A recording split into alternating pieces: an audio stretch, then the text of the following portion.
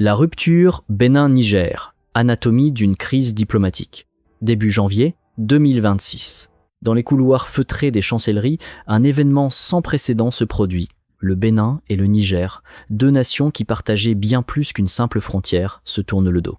Des diplomates rentrent chez eux, valises à la main, des ambassades suspendent leurs activités, une rupture qui semblait impensable il y a quelques années devient réalité. Aujourd'hui, nous allons explorer comment deux pays frères en sont venus à se traiter en adversaires. Bienvenue dans l'analyse d'une crise qui redessine la carte diplomatique de l'Afrique de l'Ouest. Revenons sur les derniers jours de décembre 2025. Discrètement, sans grande annonce médiatique, le gouvernement béninois prend une décision lourde de conséquences. Deux fonctionnaires de l'ambassade du Niger à Cotonou doivent quitter le territoire. Qui sont ces personnes ? Pas de simples attachés culturels. Le premier est un officier de la DGDSE, les services de renseignement nigériens. Le second, une commissaire de police.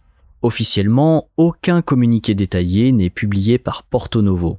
Mais les fuites concordent. Ces agents auraient mené des activités jugées incompatibles avec leurs fonctions diplomatiques, voire subversives. Début janvier, ils embarquent sur un vol commercial direction Niamey. L'affaire aurait pu s'arrêter là. Mais dans le jeu diplomatique, chaque action appelle une réaction.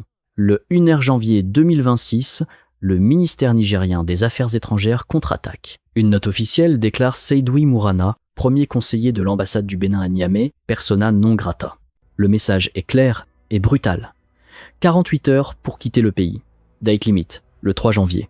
Et là, coup de théâtre. Le 2 janvier, l'ambassade du Bénin à Niamey annonce la suspension de toutes ses activités, effectives dès le 5 janvier. Le chargé d'affaires évoque des circonstances indépendantes de sa volonté. Traduction, nous ne pouvons plus travailler dans ces conditions. Officiellement, on parle de suspension, pas de fermeture. Mais sur le terrain, le résultat est le même. Des milliers de Béninois vivant au Niger se retrouvent sans service consulaire, sans possibilité de renouveler leurs papiers, sans recours en cas de problème. La rupture n'est être pas totale sur le papier, mais dans les faits, le lien est brisé. Pour saisir l'ampleur de cette crise, il faut remonter à l'été 2023, plus précisément au 26 juillet, jour où tout bascule. Ce matin-là, le président nigérien, Mohamed Bazoum, démocratiquement élu, est renversé par un coup d'état militaire. À la tête du mouvement, le général Abdourahmane Tiani. La nouvelle fait l'effet d'une onde de choc dans toute la région. La réaction du Bénin ne se fait pas attendre. Le président Patrice Talon adopte une ligne dure, alignée sur celle de la CEDEAO et de son président d'alors, le Nigérian Bola Tinubu. Porto Novo applique avec rigueur les sanctions économiques et financières. Plus encore, le Bénin se dit prêt à participer à une intervention militaire pour restaurer l'ordre constitutionnel. Pour les nouveaux dirigeants de Niamey, cette position est vécue comme une trahison. Le Bénin, pays frère, partenaire historique, accepterait de marcher sur le Niger, inacceptable. Conséquence immédiate, la frontière se ferme. Et avec elle, c'est toute une économie qui vacille. Le port de Cotonou, par lequel transitait l'essentiel des importations nigériennes, devient inaccessible. Des centaines de camions sont bloqués, les marchandises pourrissent, les pertes se comptent en millions. Février 2025 ajoute une nouvelle couche de tension. L'ambassadeur béninois au Niger, Gildas Agonkan, commet ce que Cotonou considère comme un impair diplomatique. Il présente des excuses publiques au peuple nigérien pour les sanctions de la CEDEAO. Un geste d'apaisement, pour le gouvernement Talon, c'est une faiblesse inadmissible. Il est rappelé immédiatement.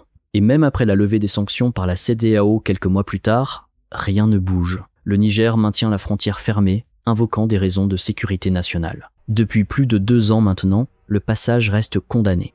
Derrière ce bras de fer, il y a une guerre d'un autre type, celle de l'information et des accusations. Le général Tiani, dans plusieurs interventions publiques, accuse le Bénin d'héberger des bases militaires françaises. Selon Niamey, ces installations ne seraient pas de simples coopérations techniques, mais de véritables centres destinés à former des agents chargés de déstabiliser le régime de transition. Dans le pire des scénarios, elles pourraient même servir de tremplin pour une agression armée. Ces allégations sont fermement démenties, tant par Porto Novo que par Paris. Le Bénin affirme qu'aucune base étrangère sur son sol n'a pour vocation d'attaquer un pays voisin. Mais la défiance est installée. Cette méfiance a des répercussions concrètes, notamment sur le grand projet pétrolier qui devait unir les deux pays. Le pipeline de 2000 km, géré par la compagnie chinoise WAPCO, est censé acheminer le pétrole brut depuis les champs d'Agadem au Niger jusqu'au port béninois de Sémé-Kapodji. En mai et juin 2024, les tensions atteignent leur paroxysme.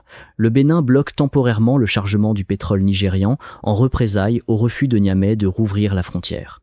Pire encore, des ressortissants nigériens, dont certains présentés comme des agents techniques, sont arrêtés au port pour s'être introduits sur le site sans se décliner leur identité. Niamey crie au kidnapping. Cotonou parle d'intrusion illégale. Le pétrole, qui devait être un symbole de coopération, devient une arme politique. Puis vient l'événement qui va tout faire basculer. Le 7 décembre 2025. Ce jour-là, l'armée béninoise annonce avoir déjoué une tentative de coup d'État contre Patrice Talon.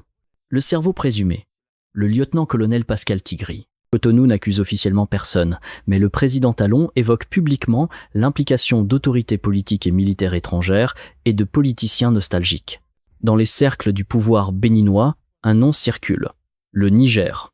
Plusieurs éléments alimentent ces soupçons. Kémi Séba, figure du panafricanisme et conseiller spécial du général Tiani, aurait, selon certaines sources, apporté son soutien aux putschistes. Le jour de la tentative, une vague massive de fausses informations favorables aux insurgés déferle sur les réseaux sociaux dans tout le Sahel.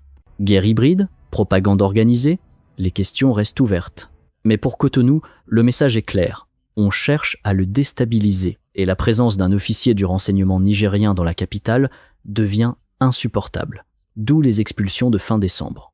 Cette crise Bénin-Niger n'est pas qu'une querelle bilatérale. Elle révèle une fracture plus profonde qui traverse toute l'Afrique de l'Ouest. Le Niger, aux côtés du Mali et du Burkina Faso, a quitté la CEDEAO pour fonder l'Alliance des États du Sahel, l'AES. Cette nouvelle entité se revendique souverainiste, anti-impérialiste et tourne résolument le dos à l'influence française pour se rapprocher de nouveaux partenaires, notamment la Russie. Dans cette nouvelle géopolitique, le Bénin est perçu par Niamey comme un avant-poste des intérêts occidentaux, un relais de Paris dans la région. De l'autre côté, les pays côtiers de la CEDEAO redoutent que l'instabilité des régimes militaires sahéliens ne se propage vers le sud. L'AES institutionnalise la rupture. Passeport commun, carte d'identité biométrique, mécanisme d'intégration propre. L'analyste Erwin Maizo prévient. Cette tension entre le Bénin et le Niger pourrait automatiquement s'étendre au Mali et au Burkina Faso par solidarité, isolant encore davantage le Bénin de son arrière-pays naturel. La région se divise en blocs, et les ponts sautent les uns après les autres. Mais au-delà des déclarations officielles et des manœuvres diplomatiques, ce sont les populations qui paient le prix fort. Le corridor Cotonou-Niamey, autrefois artère vitale de l'économie régionale, est aujourd'hui paralysé. Pour le Bénin, les pertes sont vertigineuses. Le port de Cotonou, qui dépendait fortement du trafic nigérien, voit son activité s'effondrer. Le Niger a officiellement réorienté ses flux vers le port de Lomé, au Togo. Les recettes chutent. Le secteur du transport routier agonise. Côté nigérien, la situation n'est pas meilleure. La fermeture de la frontière provoque une inflation galopante. Les denrées de première nécessité, les médicaments, tout devient plus cher. Les camionneurs qui passent désormais par le Burkina Faso pour rejoindre Lomé s'exposent quotidiennement aux attaques des groupes djihadistes. Le commerce devient un parcours du combattant. Plus long, plus coûteux, plus dangereux. L'intégration régionale, pilier de l'UEMOA avec la libre circulation et le franc CFA, est mise à rude épreuve. L'incertitude décourage les investissements. La stabilité économique de toute la zone vacille. Alors, quelle issue à cette crise ? Les tentatives de médiation, notamment celles des anciens présidents béninois Thomas Boni Yayi et Nicéphore Soglo, n'ont pour l'instant porté aucun fruit. Les expulsions de janvier 2026 prouvent que la logique de confrontation domine. Certains espèrent qu'un changement d'administration à Cotonou lors de l'élection présidentielle de 2026 pourrait ouvrir une nouvelle page. Mais en attendant, la méfiance règne. Cette crise nous rappelle une vérité essentielle. La géopolitique n'est pas qu'une affaire de chancellerie et de traités. C'est une réalité humaine, où les décisions prises dans les palais présidentiels finissent par dicter le prix du pain sur les marchés. Entre Cotonou et Niamey, la question reste entière. Le dialogue est-il encore possible, ou assistons-nous à une rupture définitive ?